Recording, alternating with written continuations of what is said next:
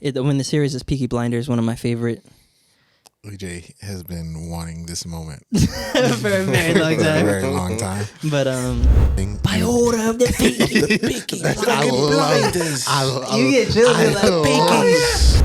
I feel like there's no reason to even ask AJ if he would recommend this. Yeah, I know, right? Yeah, I like recommend this to so many people. Like if do people you like, grade what show this? should I watch? I'm like, if you haven't seen Peaky Blinders, you watch that. Watch that. And then there's some other stuff you can watch, but watch this.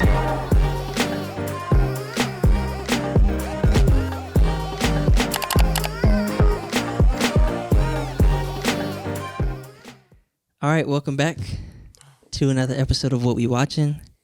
We got a whole new setup here. Circle table, we can look at each other. No more. My neck was hurting. Pause. Whoa. I'm getting good at this pause thing, though. But yeah, my neck was hurting from looking at this one direction the entire time, so I had to make a change. But how you guys feeling it? What you guys think? I like it, although I feel like I think I'm I a might- third wheel on a date. Oh, for really? You too. Well, I was saying I feel like I should be sitting there because it's usually you versus Amari. All right, going to blows. Yeah, I like it. It's giving very much Jada Pinkett Red Table Talk situation. Black table talk. I feel Black like table talk. we have to start bringing like drinks now. Right. For Oh, during that's the, true, and have like little Like ambiance. I have Oh, ginger right? beer, and then I can get is Amari getting kinda tipsy. I get Amari tipsy during That'll be that, and hard. we'll really get some Ooh. serious takes. Oh, from him. man. Oof.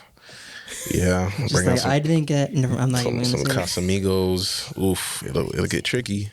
It'll get tricky. Yeah, but no, it's nice vibes. I like this. Nice Yeah. change. So I mean, today we're gonna cover our first series. So the topic I wanted to kind of have it like relate to the series, but I mean, when the series is Peaky Blinders, one of my favorite.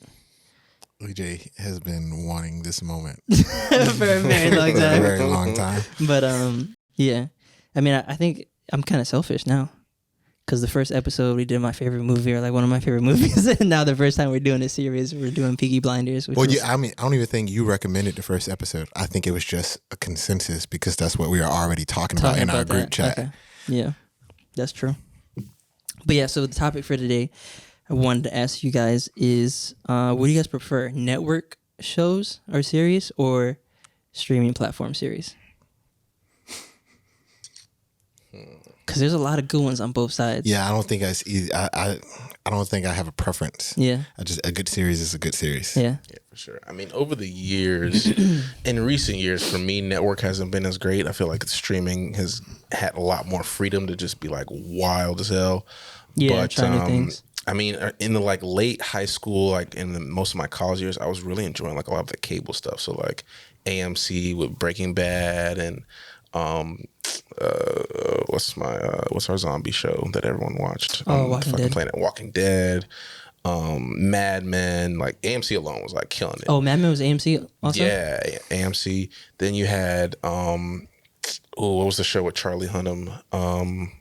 With the bikers and shit. Sons of Anarchy. Sons of Whoa, Anarchy. whoa, Yeah. whoa, let's put some respect Wait, on so it. what- I ain't see that one. What was that on? You didn't see something? I haven't seen. You Sons have of to start Anarchy. watching And it. that was on. He's been texting me about it, and I'm starting it soon. He I finally started It's rewatching awesome. it, and I just, I forgot how wild this show is. And it reminds me, like I said, I was like, this is like a biker version of Peaky, but like, how savage they are in Peaky, they're just as savage in that, in like certain stuff where it's like, and this is not really giving anything away, but like they get into it with an ATF agent, and the ATF agent is like playing it close to one of their girls, and he warns him like, "Hey, back off," and he doesn't. He walks into the police department and swings on the ATF agent in the police department, and the rest of the biker gang surrounds and like looks at the cops like, "I dare you." And he's basically beating them up in the middle, standoff in the- Oh my middle of the God. police department. What the hell? And they all watch, and then afterwards he points out that his girl had a restraining order against this dude in another state, and he came here saying that he's pursuing them, but it really was a way to like try to be around the girl. So they end up getting away with it, and like the guy Yeah, 'cause gets shipped off, but it's like, they're super savage. Like they don't Right, care they who. don't If care you about piss them off, they don't care who's around, who's watching, what's going on. Like It's over. It's a wrap. they are the definition of it's on site. On site. On Yeah. site. Oh, Facts. see. Alright, I'm gonna check Yeah, it out. no, need to peep Have that. you seen Animal Kingdom or any of I was this? just about to say, I felt like Because that it feels was, like the same kind of vibe. I've seen a couple episodes. Same. It looks wild as hell. No, I need to watch it. My brother, has recommended it a lot. I think my mom watches it too. They say it's good. But Word. When I finish Sons of Anarchy, which will probably be like, I'd say within a week. yeah, Right? and it's all with like 7 seasons. I'll watch Animal Kingdom, but I forget what the original question was. Oh, network versus. So that's yeah, another yeah, part I yeah. wanted to do. So AMC, is that like premium? AMC is just like It's just cable. So I don't like, know if it's premium or cable because I know yeah. HBO has a lot of good shows, but yeah, they're premium technically. Right, exactly. And like Showtime will have some. I don't know if I consider that network still. Maybe that would still be. I mean, I guess they're having their streaming platforms now. So. Yeah. But I would say, as like throughout history, I probably lean a little bit towards network just because they have more years, more content, and like more of my They have more favorite legacy. ones started on network. Like Sons of Anarchy is network, Prison Break is network, Breaking Bad is network. Yeah. Like more of my favorite ones are on network. Right. But recently I'll probably lean more towards streaming, and not just because they have the outlet to do wild things, but I feel like on streaming services they do a better job of like, we're done. okay. On network, they will drag that a shit, story out. It'll be like 6 extra seasons. They are literally. I'm glad you guys got they it, will 'cause not I let was go. I was saving my part for like last because I had like reasoning or whatever. But yeah, that's like Yeah, like they will like network. They will. To oh my goodness. So true. is for ad money too. Yeah. Because they like absolutely. streaming platforms. They have to get people to subscribe and watch. So they're gonna give you something good and make sure it's good.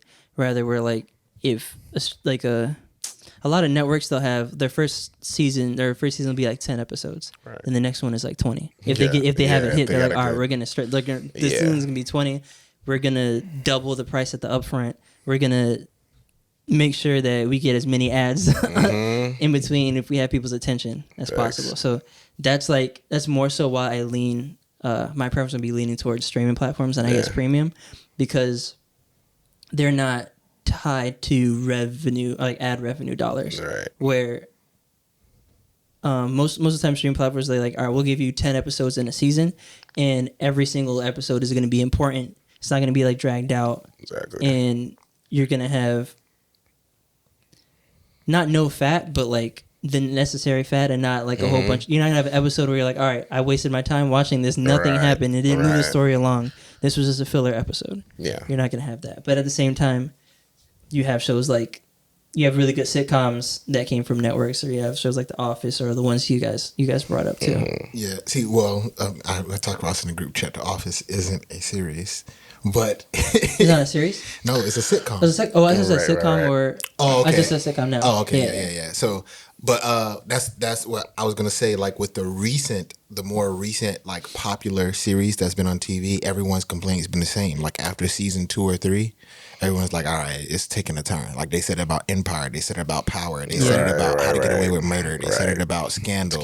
They said it, all these ones that are more recent, like the ones that's done a better job, like Insecure, it still has people engaged. This is us. But even now, like people are like, they feel like they're stretching it out, and then like every episode makes you cry. Like they're like, okay, can we have a different emotion, A different vibe. you know what I'm saying? Right. But Gotta be now if it's happy. like if it's 7 seasons of 22 episodes of me crying, it's like, all right, it's gonna be draining. You get what I'm saying?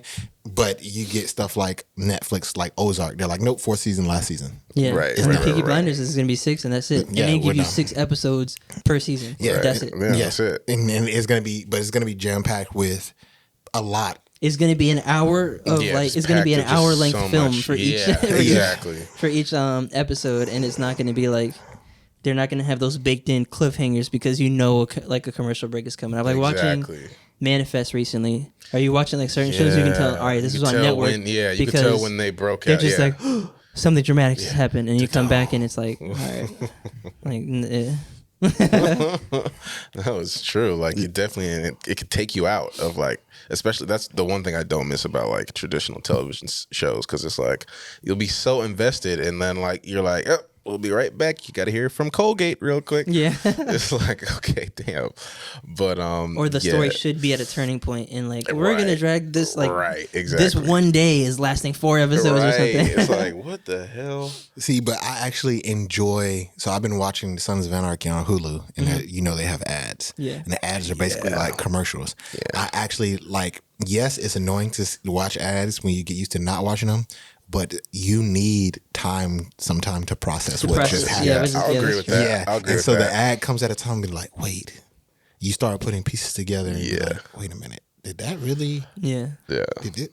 Yeah. Wow. That happened with me with Snowfall on Hulu. See, and I that's a definitely network. needed Yeah. that. I definitely needed that to those breaks to be like, okay, wait, what? Because that's one of those shows where there's a lot of shit happening at one time. And so you need that break to kind of like, okay, woo, woo, woo. Yeah. Yeah. So gotta piece things I'll together. definitely agree with that. Yeah, for sure. And what network was Snowfall on? That was FX. Yeah, FX now. The Wire FX. was The Wire was a network. Atlanta. Atlanta on FX. FX was another one that was killing it. TNT has had some pretty good stuff also.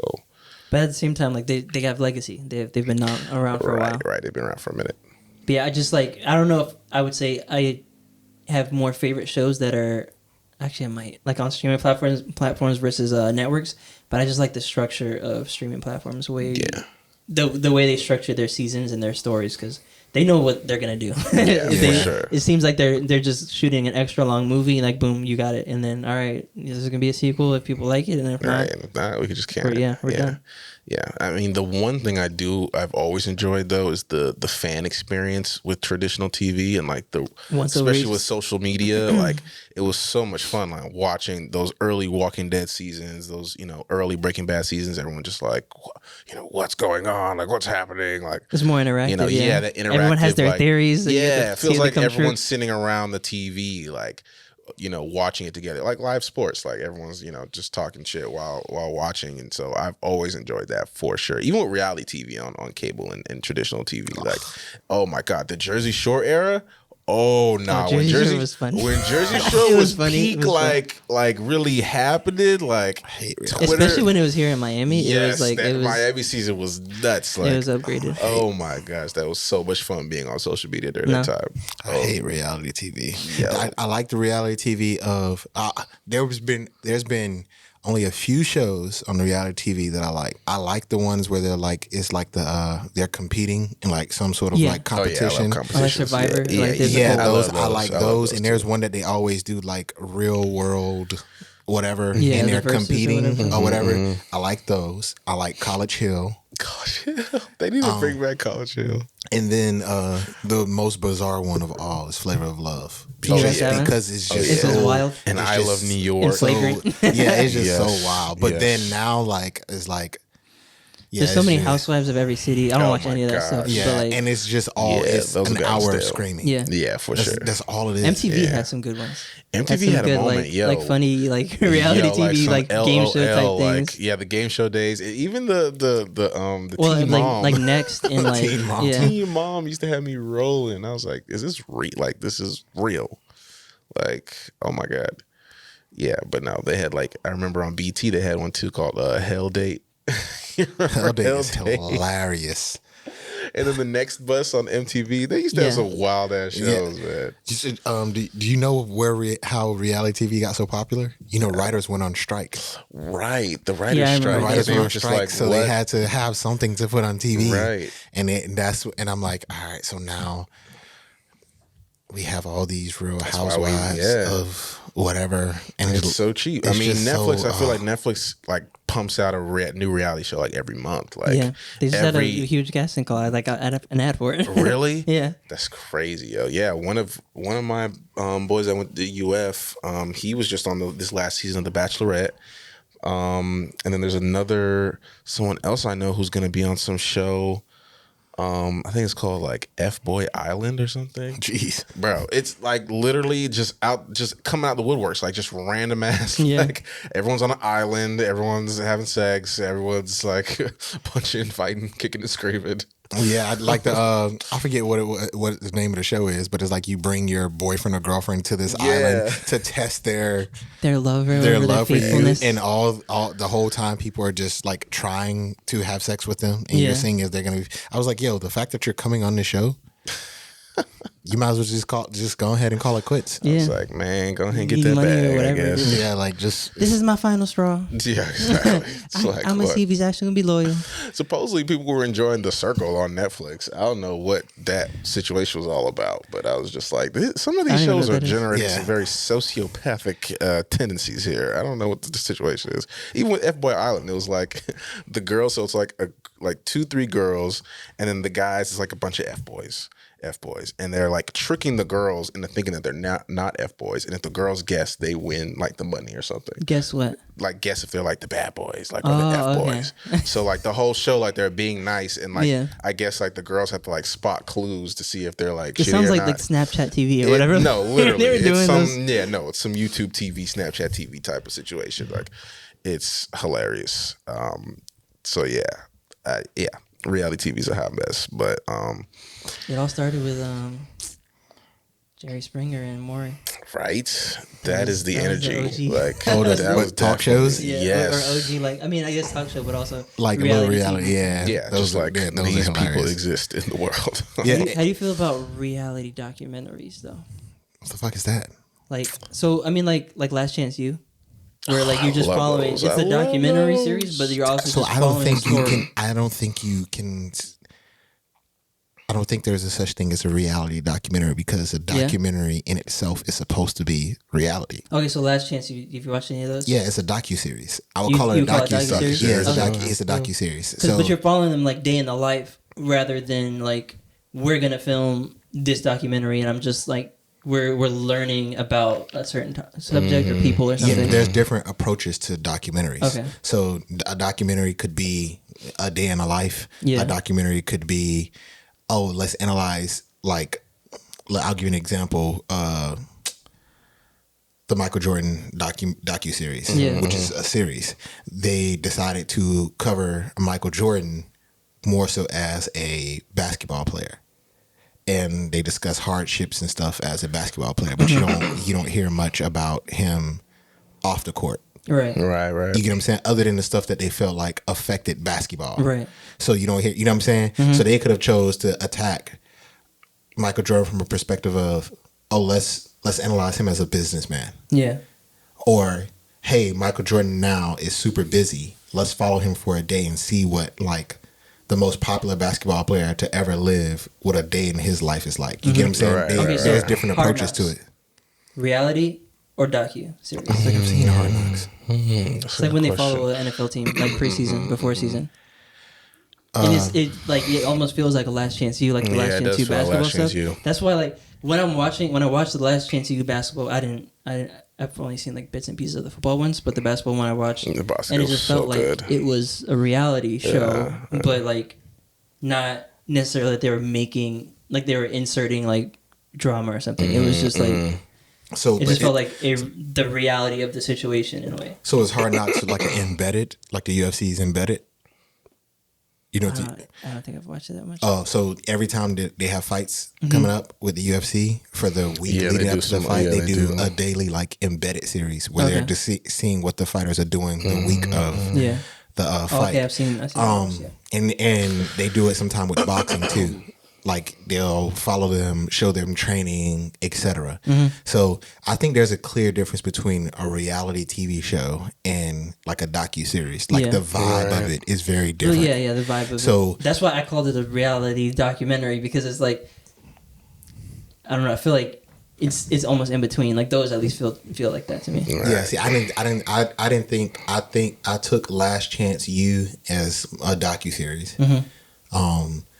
I feel like it becomes reality TV when you're staging situations for them to be in. So if you follow any of these shows like Flavor of Love, they're staging something. They're staging him choosing a date. They're staging, etc. So that point is actually not reality though. So that's where but that's what they deem. Yeah, So a lot reality of TV, like what Love they and do, Hip Hop and stuff, like they stage arguments, situations, but they don't stage what the people are gonna say. So they know if they say, "Hey, Gabe and Omari are gonna argue about Tokyo Drift," we're gonna stage them walking into a screening of it and the cast being on stage talking about how great the movie is. Yeah.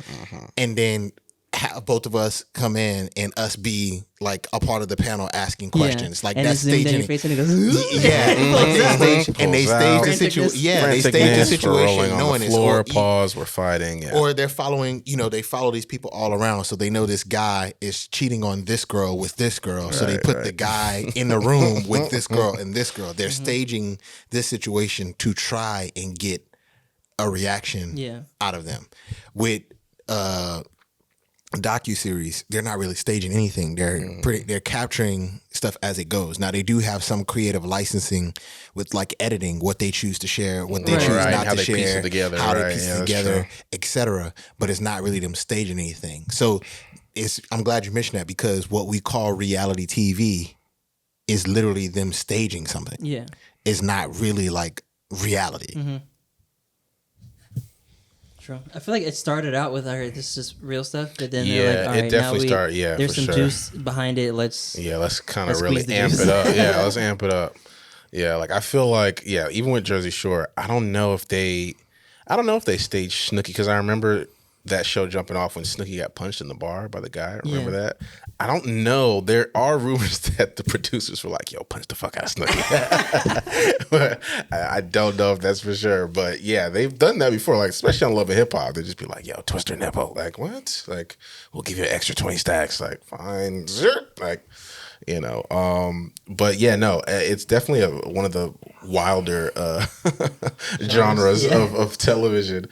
But I mean, they're making bank off that shit right now. I mean, Netflix is literally, like I was saying, cooking competition shows. Yeah, like baking competitions, like all that kind of. Competition shows come into like reality TV too. Technically, I love those. I absolutely love any show that involves food. It's all right with me. Yeah. Same.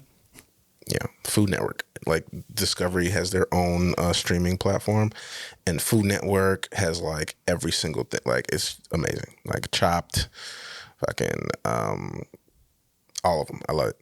Absolutely. Top Chef was my favorite for a while. Top Chef, me too. Me and my brother would go go watch it. And my brother and I too. We used to make a challenge though, and then we're like, "Oh, see, I've yet to. I've always. My brother's using the microwave. I can't use it right now, bro.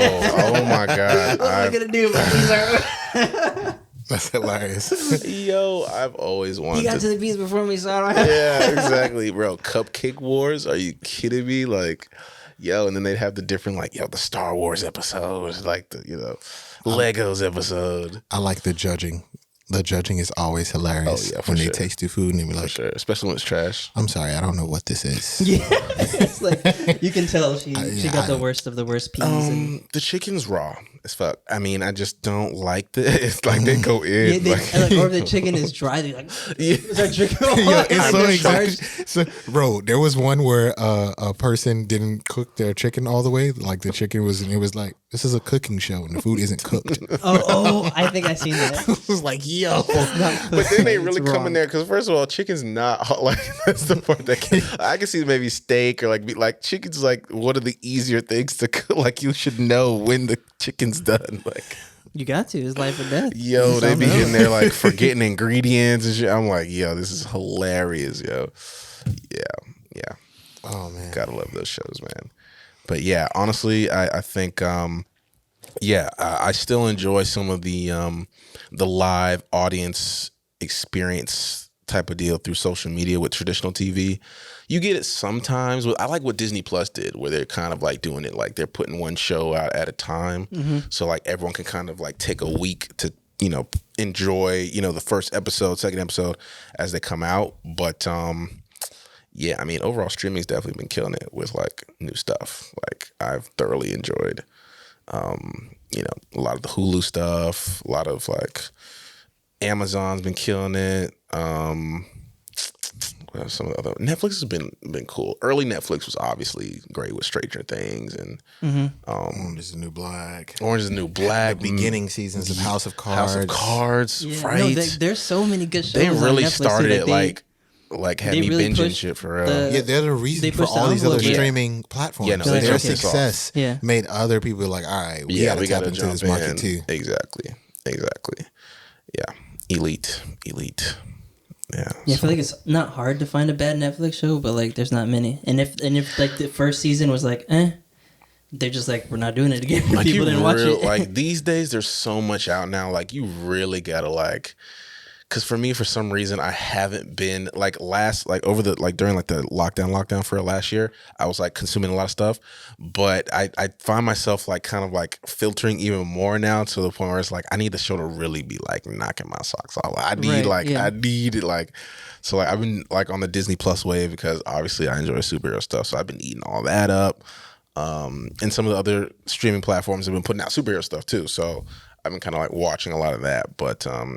I would like to branch out into some other things, but Netflix is just like so dense now. Like, there's so much. It's also the best platform for showing you what you're probably going to be interested in. Right, anyway. right, for sure.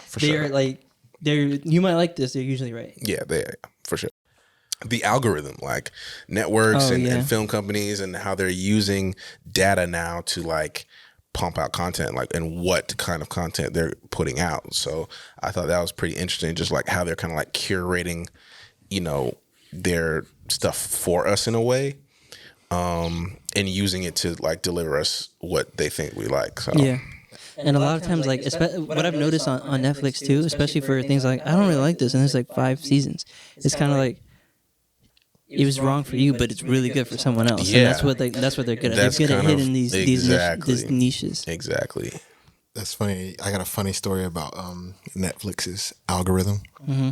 So I was going out of town, which happens frequently, and when I left to go out of town, my Netflix, and this is before like all the hotels, I go out of town frequently. Every time that I travel, which is a lot, my friggin' flyer miles are through. When I watch my shows on the PJ, it just gets really.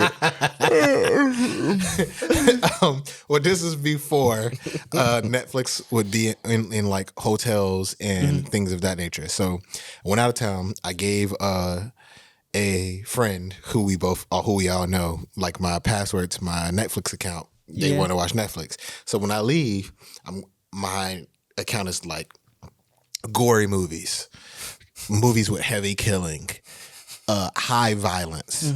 Like these are the categories that that I'm seeing. I'm like, all right, I guess y'all know me.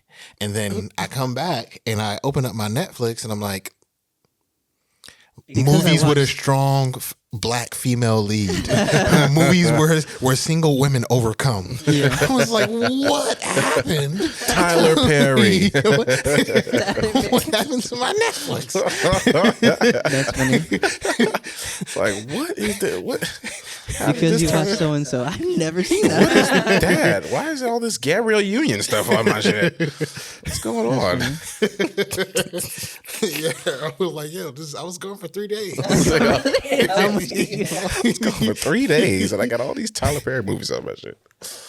Oh Lord, that's funny. Speaking of heavy violence. Heavy violence, yeah. I mean, it is heavy violence, but I don't know. This show is just so tasteful. I feel like they do everything right, and if it's not right, they don't do it. Yeah. Like, and even if you're watching, you're like, all right, where's this going? I don't really see how this connects. Then later on, you're like, oh, now my mind's blown. Right. Yeah. For but sure. I'll start it off. Well, we talked about it. It's Peaky Blinders. I'll give a little I'll read the summary of the plot. It takes place in Britain. It says Britain is a mixture of despair and hedonism in 1919 in the aftermath of the Great War.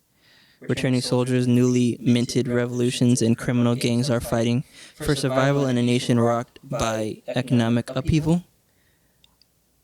This also, it takes place in England, so they're talking like this in the summary. But one of the most powerful gangs of the time is Peaky Blinders, run by returning war hero Thomas Shelby and his family. But Thomas has bigger ambitions than just running the streets. This is the first season. When a crate of guns goes missing, he recognizes an opportunity to advance in the world because crime may pay, but legitimate business pays better. Trying to rid Britain of crime is Inspector Chester Campbell, which is the main antagonist in the first season, who arrives from Belfast to try to achieve that goal. Belfast is Ireland, I think it was in Ireland. Yeah. So we're going to be reviewing, I guess we didn't specify, but just the first season, the first 6 episodes of the entire series. But yeah, it's a crime, gang, family kind of thing, kind of mafia feeling, but not the traditional American mafia movies you've seen. Very I don't know how to explain it. Like they're sophisticated, but also like gritty. There you go. I was gonna say gritty. They're okay with getting their hands because dirty. grungy means like, but they're definitely They're gritty. definitely okay with getting their hands dirty. Yeah, absolutely. So any movie that involves vintage suits and people dying, sign me up. Yeah, for sure. For sure. So when I was looking up that thing, some fun facts were that the Peaky Blinders is actually kind of based on a true story, or like true events. They were a real gang, but they weren't like, they didn't go as far as like Tommy takes them in the show. Right. There was they lost power in 1910 to the Birmingham Boys. So like there was some. It's almost like not like Tarantino, but it's like it could have happened. A story that could have happened. Yeah, based on true facts, but not necessarily like as it was. Word. Yeah, it's interesting with the Brits. After watching a lot of these different films on like with British culture heavily embedded, it is interesting, like how you were saying, like how they're not afraid to get their hands dirty, but they have like, it's behind this landscape of like incredibly deep and dense history. Like it's a very old society, you know what I'm saying? But in the underbelly of it, they in the mud. Like they can really like get, like you said, get their hands dirty. So it's very like interesting. Sophisticated dirt. Yeah, no, it's ghetto fabulous, and I think that it's just no, it's really interesting. I mean, I'm not sure where to start. I mean, I guess I can kind of start with like my favorite character. I really like Pole. Oh yeah, Aunt Paul. Yeah, I really like her. Even as an actress, she kills it. Yeah, she's just incredibly, as a character and then as an actress, I enjoy both. I feel like she's the anchor of it, which I'm pretty sure that's kind of the point of the character. The matriarch. She's the one who's kind of been holding it down. And while she does have her ups and downs and kind of her emotional struggles as things, ebb and flow, and ultimately unwind at the end of the season, she's definitely the most composed and definitely the one who's trying to help everyone make the right decisions. And I always enjoy a character that's still able to keep things, in perspective. Yeah, like keep things in perspective, in some sense on the straight and narrow in the midst of chaos and just like bullshit. And she, and again with the way she delivers a lot of the lines, she's just like, I love the snarkiness. I love how she's able to be submissive at times. I love how she's able to be powerful at times. So I definitely like her character. Super dynamic. She's definitely the glue to the family too. Because like you were saying, she keeps a cool head in like various situations, especially even like being a woman in that time. In that time, exactly. And my thought was like, all right, Tommy kind of does too, because he's the mastermind of it. And like, even when you're like, all right, he's out of his mind, what is he doing? What is he getting them into?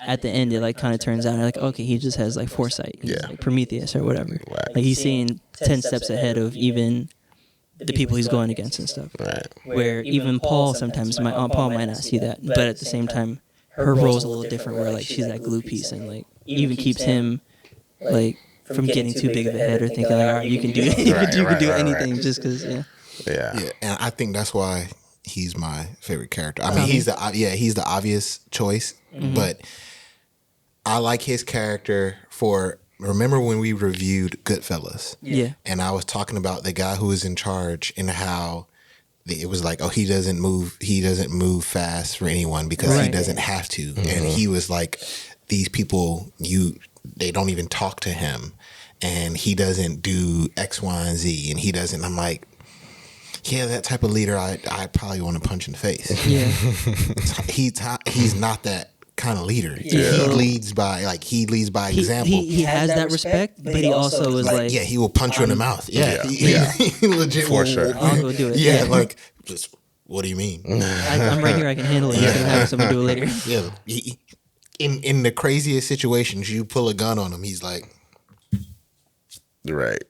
so it's like, yeah, and he's, you know what I'm saying? Like, I like that type of calculated. He's always too. I like the person who is like clearly an intellectual with how, like you say, the foresight to know where he want to move these chess pieces and where he wants to take the group. And even if he gets blindsided, like he's bouncing back, or he has like I had a contingency plan for that, even though like this hurts. Or whatever. Yeah, exactly. So even in those situations, he has the foresight, but he's not just put into that role only. And I'm sure Amari will enjoy this. Like the person in the superhero universe who does that is Batman.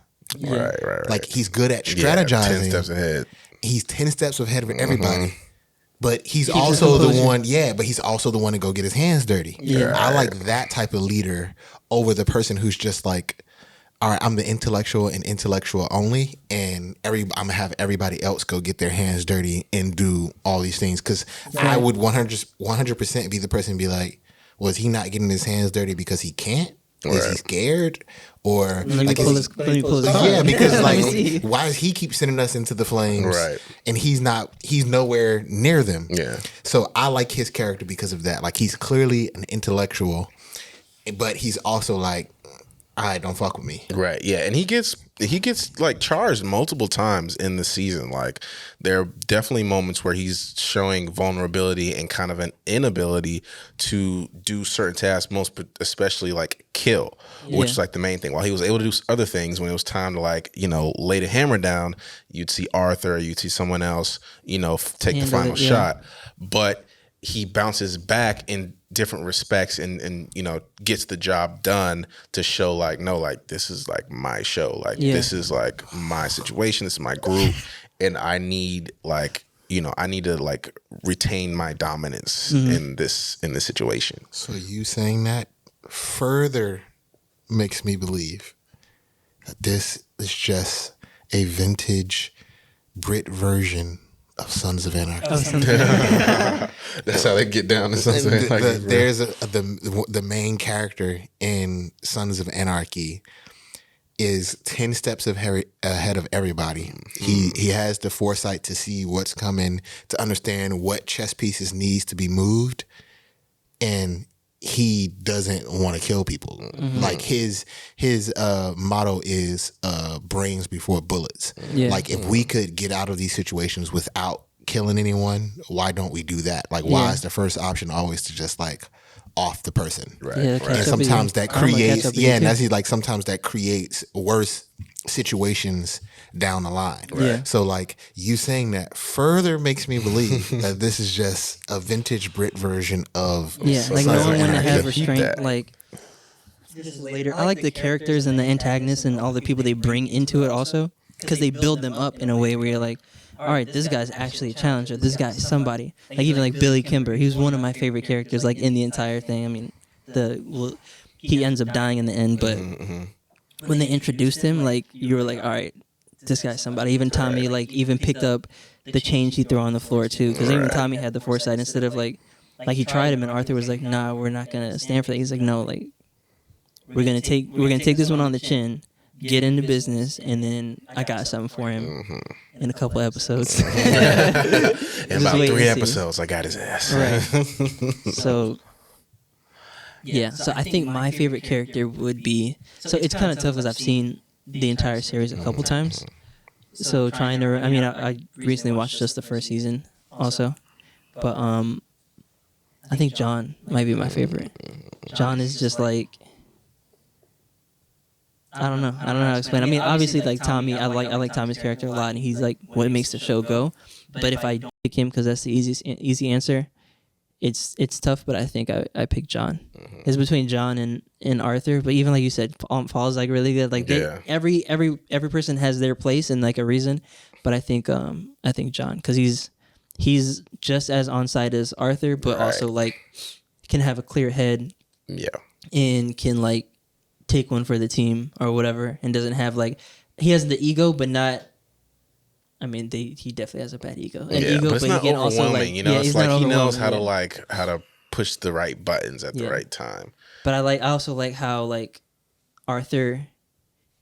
In the show, like obviously, so Arthur's the oldest brother, then Tommy, then John, and then Finn, who's like small right now. But obviously, like everyone's gonna think Arthur's in charge because he's the oldest, or people outside looking in. Right. But if you know the family, you're watching, like, all right, obviously Tommy's calling the shots. Right. But I still like that Arthur takes on the responsibility. Like, I'm the oldest brother. Like, I'm gonna get my hands dirty before y'all. Right. And that's why a lot of times he's like, all right, Tommy, you keep a clear head. I don't want you up late at night thinking about someone you killed. Yeah. I'm gonna handle this, and you have the foresight or whatever. So but yeah, I just made a case for a lot of people, but I think just John, because the way he like carries himself and like how he delivers his character, how he acts, I like it a lot too. He's that kind of suave, but still definitely gritty like the rest of them, but kind of like. It almost feels like he has like an athlete kind of mentality. Right. And has like an old soul to him too. It's like he's very mature for his age. Yeah. And he's able to navigate this incredibly chaotic space, like arguably better than some of the adults, like actual like grown adults. So like the backstory of them being in the war and like and coming back even stronger or whatever, like more. And like even Tommy, like you can like him winning medals and him having that like folklore behind him really come through and manifest in his character. Like, all right, I see why he won the medals or something, because he really knew what he was doing, or like he was really like that. Yeah. So no, all around, when we got into the characters, we can get into other stuff. The wardrobe, I know that's something Gabe definitely wants to talk about. Yeah, no, they was getting impeccable. That's another time where I'm like, yo, I like the collars like they're not wearing ties with their suits, but it still looks really like clean and nice. Yeah, it looks good. And I'm like, I need to find where they have these shirts at. Yeah, super lit. This is one of the things that I was literally just talking about this over the weekend about how for some reason this weekend was like hit Gabe up for fashion advice weekend. Like I got so many people sending me pictures. Hey, should I wear this with this? Hey, what about, how does this look? Hey, and I was like, what is going on this weekend? Like, what? Am I the plug now? What's happening? But during those times, like freaking tailors were all over the place, and it was almost everything was custom clothing. It wasn't like mass production. Everything was custom clothing, but a lot of the tailors were like men's shops. So by men's shops, I mean like the tailor is a man, and you go in there, you get your shoes shine. It's like barbershop vibes, but with cigars and suits. Right. And barbershop, but for clothes, for like other stuff. Basically. So you go in, they fix up your suit, y'all shoot the breeze, smoke cigars, drink, whiskey, get your shoes shine, etc. And then in every household, people knew how to make alterations. Yeah. So like, when getting dressed, more importantly than a name brand or a style of clothing, is the fit of the clothing. Right. So when you're getting custom clothes, or you have a person in your house who can make alterations, they're literally like making like, hey, I have to go to this place tomorrow. I have to wear this suit. Okay, I'll take it out and try it on so we can make alterations for tomorrow. Every time they're wearing it, they're making alterations to it to how they are that day. So they just dressed way better back then versus now. Everything is mass production. So when you go into a store, like even the way they do the sizes is they're gonna do the most generic version of the size so that it can fit the most or people. Get on the most people, because it may not even fit most people the way it's supposed to, but they can get it. Like, you just accept, like, okay, well, this is the best it's gonna fit. So this is completely why I like that time like much better, because like they, they're wearing suits, basically 3-piece suits, basically every single day, and every suit is like they have their sports suit, they have custom, right? Yeah, exactly. Every suit is like tweed, custom made, etc. And like you said, like they don't need to wear a tie. It's also cooler up there too, so you can wear more clothes. Right. Yeah, that's true. Can't have no tweeds. Can have some if you look at vintage Miami Vice stuff, they were still lit. Yeah, that's true. Right. Yeah, they were still lit. That's true. And sweaty, but yeah. I definitely would have been sweating my ass off.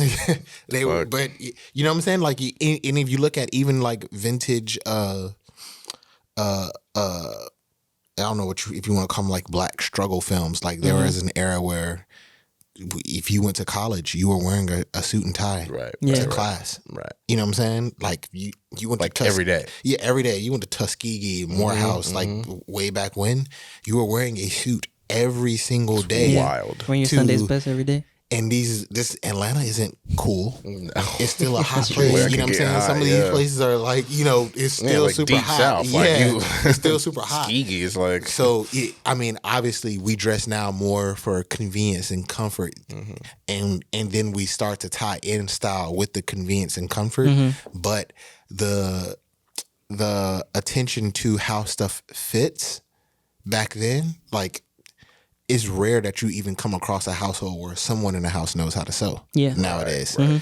When back then, that would, like, no one could fathom the idea of no one in your house not knowing how to sew. Yeah. Right. Yeah. So wardrobe was definitely lit, and I definitely enjoy a suit that you can beat somebody's ass in. Right. Yeah. Yeah. Yeah, no, it was getting busy. He was at the table like, I need to be able to do this. Make sure I got room. I said that to Phil. He was like, I was like, yeah, when I try on pants, my test is if I can kick somebody in the head with these pants on, they're lit. So when I'm in the fitting room, I just, go ahead and test out this theory. I was like, oh yeah, for sure. Because you never know. Yeah. Oh, so another part to the character development or like how they constructed them that I wanted to touch on was, and it comes through with Aunt Paul too, is that like romantic culture and like, I mean, saying gypsy's bad now. I'm pretty sure. Like it is a little derogatory. I mean, they call themselves like gypsies in the show. Right. So, but yeah, I liked how they played on that, and they had like, there was like he was half Romani and half like English, and you can see the cultures overlap and how he played on both and how he used both to his advantage and stuff, which was cool. Yeah. I like that underlying part of the plot, and I mean, just different plot points. I was surprised by a lot of it. Like, I was not expecting Wifey to die. I was not expecting that at all. Yeah. And it definitely was a point where I was like, how is Tommy gonna, like, what happens after this? There's a lot of episodes left, like in this, you know what I mean? We got some more of the season left. Like, what is Tommy gonna do? Like, obviously he starts off, incredibly slow and just like depressed, understandably, and just in the pits. And it was interesting to see him climb out of that, but also while also still being affected by it in many ways. That was season 2, bro. Season 2? Yeah, who died? The wife? Yeah, that's season 2. Can't be. Yeah, 100%. It's only 6 episodes. Season 1 ended with, you were talking about Grace, right? I think so. The blonde girl? Yeah, that was season 2? Yeah.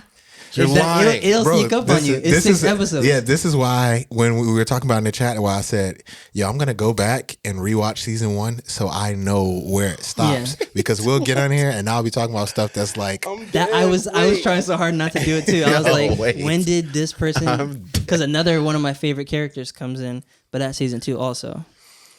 Yeah. And he's one of my favorite actors. Okay, so you guys know that is. Season 1 ends with Grace being like...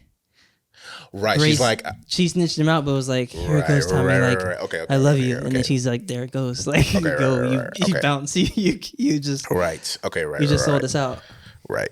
But even with their dynamic, I think that it was interesting seeing the two of them kind of play off of one another because, again, Tommy's just such a dynamic character, and it's interesting seeing him in those intimate, more vulnerable moments. Yeah, and then moving over into when it's time to like do business with the squad. Yeah, someone says something about your mom, you cut their eyes. Right. I'm with that. I love this. I love these types of shows, man. Yeah, I love because you see. Yes, obviously they're a gang. There's crime. They're doing things that a lot of people exactly. And what I love about these things is that you see that. A lot of times in these gangs or these crime like type of environments that I would say some of these people have stronger morals than your average everyday person And he who says, would look down upon. Tommy says that in the thing. Who would look down upon like these cultures. Like there's certain things that they're not gonna do, certain routes that they're not gonna take. You know, like. Even into today's society, it's nothing to exploit a kid for gain. It's nothing to exploit. Hey, this black guy just got killed by a cop. Hey, let's exploit this for money. Like people do that all day, every day. Is no big deal. Yeah. Right. Back during that time or during these like crime gang, like, hey, somebody's friend just died. You mention their name. And it's a wrap.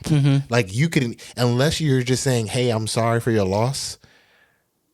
You mention their name in any other kind of way, and it's a wrap. They're super strong with their morals and their codes and like loyalty and everything. Yeah, exactly. Like when he fake killed Danny Wisbang in the beginning, like that when that show like that first episode. And I tell a lot of people this too when you first watch it, like it's gonna seem like. This show is moving really slow. What's going on? But if you're paying attention and like the first episode ends and it all comes together, you're like, oh, that was like a masterpiece. That was really good. I'm definitely watching the next one right now and like continuing this. But during the first one, it's not as slow as Game of Thrones started off, the first Game of Thrones. But it's like, it's like, all right, you're learning things and you're like, Arthur's not in charge. Tommy's really in charge. The family, there's a family dynamic. Why people respect them like this? Oh, like there's all this other backstory or whatever. But yeah, so yeah. And then I'll talk about my two favorite locations. So I love the bar, Garrison. Yeah, because anytime they're there, I feel like something's gonna pop off. Yeah, and then they're like just pivotal plot points about to come, like they're out there planning. Yeah, something's gonna go down. Every time they're there, I'm just thinking, I'm like, yo, how strong do you think the alcohol was back then? Right. Oh my gosh. Like it had to be with like thinking about. So I have family who's from South Carolina, Georgia, deep South, and thinking about like moonshine and how strong that is. I'm like, yo, some of this whiskey over there had to be where like, and they're just all day long from location to location. They're just knocking them back. I'm like, yo, just in there singing this. What else are they gonna do? Right, like just drinking.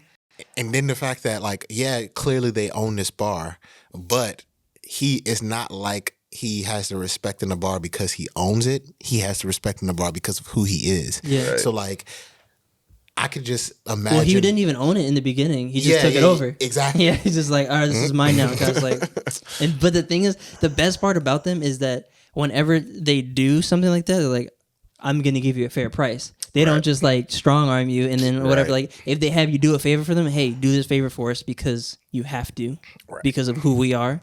Even if you say no, I know you don't want to do it. Like you're gonna do it because we know where you live. Like this is our town. Right. And then they're like, but here we're paying you a fair price. Also, like we're gonna take care of you. Yeah, it's always interesting how they kind of bring a little bit of like honesty and decency into a very like brutal business, like just like a completely like where you wouldn't expect morals and dang, someone's kid accidentally died. Like we're gonna take care of that. Right. Like so now, but let's talk about freaking corporate America. Right. Yeah. Exactly. These businessmen are sharks and they're not giving you fair prices and they don't give a shit about if your kid died or they don't care about any of that. That's what I'm saying. Like it's easy to look down upon them and to say, hey, they're doing this in this type of way. However, they're just a more violent version of or maybe not even more violent. They're just less accepted because they're not doing. Well, I'd say more violent because they get their hands dirty. Yeah, the white collar people now, like they have someone do it for them. That or like they set you up in a position where it's like, all right, well, this person lost everything. Now they're contemplating suicide. This person is on the street homeless, and they're like, well, that's their business. Like they attack you in those types of manners, right? Where they'll walk up on you, and I respect this more. I respect you walking up and being like, hey, we need this bar, and it's like watching Django. Mm-hmm. And when he has the scene, he has the scene where he's discussing with Django, and he's like, "Hey, so while the business of slavery like grinds my gears, I despise it. It kind of benefits me if you don't have a choice but to go along with what it is that I'm saying. Christoph Waltz was saying to and he's like, even just so I'm gonna keep the slave arrangement right now, but even saying that, it makes me feel bad. Right. They kind of approach it with the sense of like, if you don't have a say so, it's better for us. Right. So I'm going to walk up and be like, hey, we could go tit for tat and negotiate, but if there's no negotiation, we know we're going to get our result. Right. So I just walk up and tell you, hey, this is our bar now. You're going to say fair yes, market value. but we're going to pay you for it. Right. You get what I'm saying? Versus like these businesses would be like, okay, we want this Even bar. that story No, about, I'm not willing to sell. Even that story about like Amazon, where they went to diapers.com, was like, hey, let's buy you. I'm going to buy you, because we want to get into this business. And they're like, no, we're like solidified in here. We're not going to sell to you. We're doing well. And they're like, okay. Then they just lost money. Yeah, like putting diapers on discount for like 6 consecutive months, to where they were like hemorrhaging, losing money. They're just like feeding it. And then eventually they made diapers.com or whatever go out of business. They're like, all right, we'll sell to you because we're not even making money now. Right. And that's how they just strong arm that way. That's how a lot of companies absorb others. Like, they're just gonna wait for you to sink. But that's something Tommy said too in the show. He's like, if these guns fell on anyone else's lap, or like some other countries, like they found them, they're definitely leveraging it. These politicians are gonna leverage it. This whatever business is gonna leverage that new asset they found, even if they got it by ill means. Right. So why not us? You're saying you get 2 locations. Yeah. So my second location is clearly the fighting gym. Oh, the fighting gym is lit. Oh man, It's clearly, bro. The fact that I say this all the time, like the era where you could just get into a street fight and that be it, but like not to the point where it escalates like it's a 20-man brawl or nothing like that. It's like, hey, you and I are having an issue. We, get into a little situation. People monitor it, make sure it doesn't get out of hand. Okay, we finish it. We go on about our day. The fact that you could just walk into a gym and for that exact purpose is so lit to me. And then people who have anger issues just walk in the gym and just like hop into the ring and just, hey, anybody feel like fighting? Yeah, like you can take me. Yeah, like I'm all for Shelby. and then they'll get out of the ring after getting to like a brutal brawl and then throw. Just like nothing happened. Yeah, it's like a normal part of the day. So I'm like, so lit.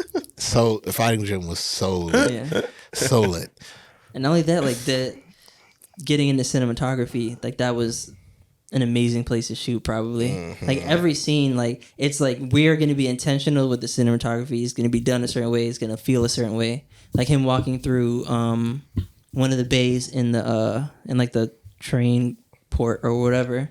Like you can tell they've added fog and stuff to there or whatever, or like for texture. But it just felt like it was supposed to be like that too. Mm-hmm. It wasn't like out of like bad taste or like they were just trying to make it feel surreal. It just felt like that's what it would be like. Yeah. And a lot of the scenes were like that. And a lot of things that I noticed are like on some of the pages we follow, like the film pages and stuff, they always reference Peaky Blinders for like cinematographers or certain things. And people are always like, hey, what show is this? like they've been doing this for 6 years. Watch the show already. Yeah, no, it's great. Like it's just so appealing to like the eye. Yeah. It's just so like appeasing. So from the first episode, I would say 60, 90 seconds. The horse walking? Bro, when I say I probably got a chubby, the cinematography was so lit. Magical. Even like the cutaway shots to like the people looking to see him coming down the street, etc. Every last bit of it was like the best part about cinematography for me is what movies is visual storytelling. Yeah. It's telling you what you need to know without saying a word. Yeah. And I knew everything I needed to know about him and his character in those first 60 to 90 seconds just based off of cinematography. He likes horses. Like there's no words. He likes horses. He is that dude everyone's like scared of, like respectful of him, but like he's still somewhat approachable. Right. When he speaks, people listen. he clearly owns this town. Yeah, exactly. That too. Yeah. He clearly owns this town for sure. Right off the back, like without a doubt, he clearly owns this town. It's literally the people of the town looking up to him visually, literally people looking up because he's up on a horse and people are down in their windows, like looking up to him as he walks by. So people look up to him, they revere him, they're afraid of him. This is his town. He is his and his alone because he's on the street by himself. Yeah. Right. No one is out. Like he comes, everyone goes inside. He comes walking down the street on a horse. Yeah. And I'm like, the only other scene I've seen like that is where like in The Wire where they say Omar's coming. And everyone just takes off dipping down the street. And I'm like, yo, that 60 to 90 seconds was so. And so this is what I mean when we say like shows start off slow, like how you and I say Game of Thrones starts off slow. It's like, yeah, it starts off like they're not saying anything in those 60 to 90 seconds, but visually they're telling you a lot. You get what I'm saying? Yeah. For shows for me that start off slow is like, visually they're not telling me much, and there's not much going on. So you may say like, oh, there's not much action, but like they just told you. Yeah, but in that first 90 seconds, it's all because there's no sound but the horse just walking, and there's just like you hear the, and that's it, like the girl blowing the dust into the horse, and you just hear like it's very like ASMR and like acoustic, but you get drawn in. You're like, all right, what's happening here? And you're like locked in, at least from that point.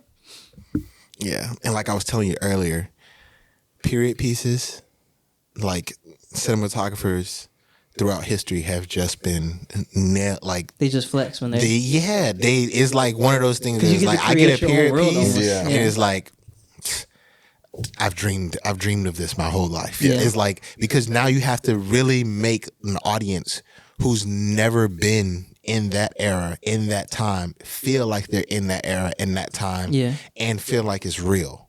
And the fact that you have the ability to do that is like crazy to me. Like, although I don't like superhero movies, the cinematographers have to be extra lit because this is a world that doesn't exist. So the fact that they can shoot a world that doesn't exist and make all these people believe or not be drawn out of this world and make them feel like it exists is extra lit.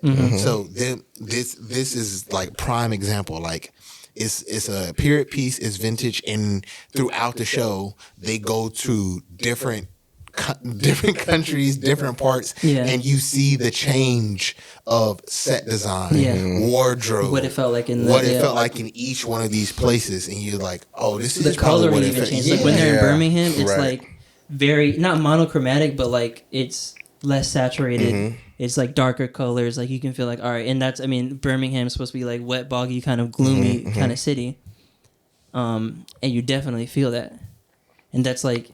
I don't even know what that street is called, like that main street, like where they ended up when all the horses lined up and then they all just like ransacked looking for. I think they were looking for Tommy. Just that whenever they're on that street, I'm like, all right, this shot is amazing. Like leading lines, just like everything is like perfectly in place. Yeah, no, they do a great job with like linear stuff, symmetrical shots. Like I really, really enjoyed that, especially like when they're walking as like a group or like.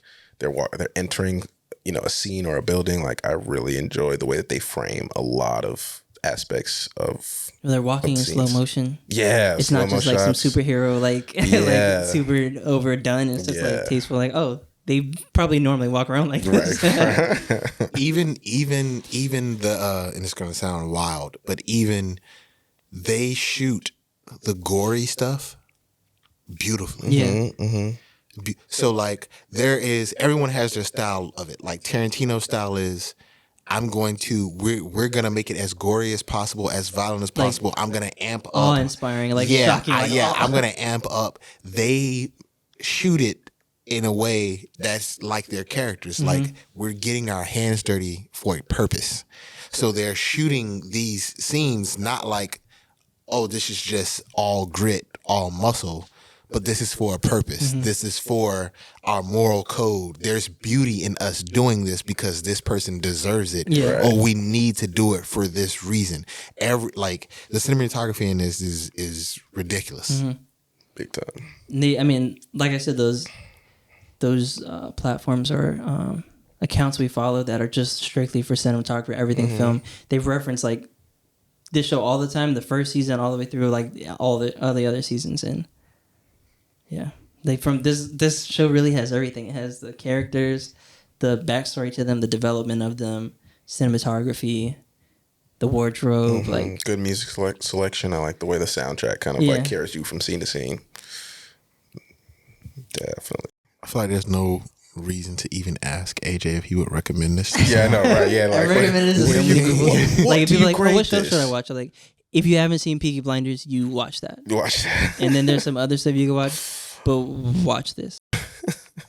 But yeah, I would definitely recommend it. Yeah, big time. And if you've seen Peaky Blinders and you enjoy it, then watch Sons of Anarchy. And if you watch Sons of Anarchy and you enjoy it, then you should watch Peaky Blinders. Yeah. And if you haven't seen either of these, you need to reevaluate some of your life choices. Yeah. It's crazy because before I would see, what's the actor's name of who plays Tommy? Cillian Murphy. He is incredible. So and good. You see him pop up in a lot of like really good films. And I'm always like, he needs to be in. So it's funny that he needs to carry something. Yeah, I was like, yo, he could really like be a vehicle for like a really great like show or some shit. And then I had no clue about Peaky Blinders before. Oh, really? Yeah. And so I'm literally I'm in the second season now, obviously. Yeah. And it's great. Like I'm literally like you said, like it keeps you like, no, you need to watch the next episode. You need to watch this. So man, it's a fun ride. I definitely sometimes it doesn't even feel like 6 episodes. It's only no, 6 it doesn't. season, I ripped through it. Like, it's so crazy. You're like, and every episode feels like you're watching a movie. Yeah. Like it's an hour long, but like they use the time perfectly, and like after you're like, wow, I just watched something. Like, right? Yeah, a lot of shows can sometimes, and like going back to the network and traditional streaming thing, a lot of shows can feel like you're just like taking in empty calories. Like this show is like almost every scene, like there's a piece of it that matters. Like you need to be taking in every single thing, and it's going to benefit you in the end, either of the season, or the episode, and then down the line, the show perhaps. Like you're gonna like really get a full like meal, for lack of a better phrase, of just like different parts of the plot, different development points for each character that adds to the story. So I definitely appreciate that too, where it's like it's not wasting time. Yeah. Clearly, I like the show. There's a bunch of more good things we could say. I mean, the cast is really good, even though a great ensemble for sure. Right. Even though, like, I mean, a lot of them, at least over here, aren't really heard of as much. Like John's character and Arthur's character, and rest in peace, Aunt Paul. She died, but her character. Yeah, you didn't know. Yeah, you just got attached to her too. Damn. And like when she said like, "Oh, I'm just now watching this for the first time," like, "Oh, you probably didn't know that." But yeah, Aunt Paul's character just died this year. Damn. Fairly young. She was like 60 something, so pretty young for her. That sucks. What happened? I don't remember. I knew before, but I don't remember now. Wow. But damn, like that sucks. I want to see more of these people in other things. Yeah, Obviously, for you've sure. seen Cillian Murphy. He was in. If you guys don't know who that is, he was in The Dark Knight Rises. Right. Right. He was the guy with like the potato sack mask thing. Yeah, Scarecrow. Wow, yeah, that's cool. That's wild. Yeah, that's cool. So wait, did it start on Netflix or was it like on BBC or like? I think it might have been on BBC. Okay. And then they moved it to Netflix, but I think it's technically Netflix original on it. Okay. Like they just because I think they just like backed it on BBC and like all right, we're putting it on because I think they released them first on BBC too. Oh, okay, cool. That's what's up. That's easy. What's up?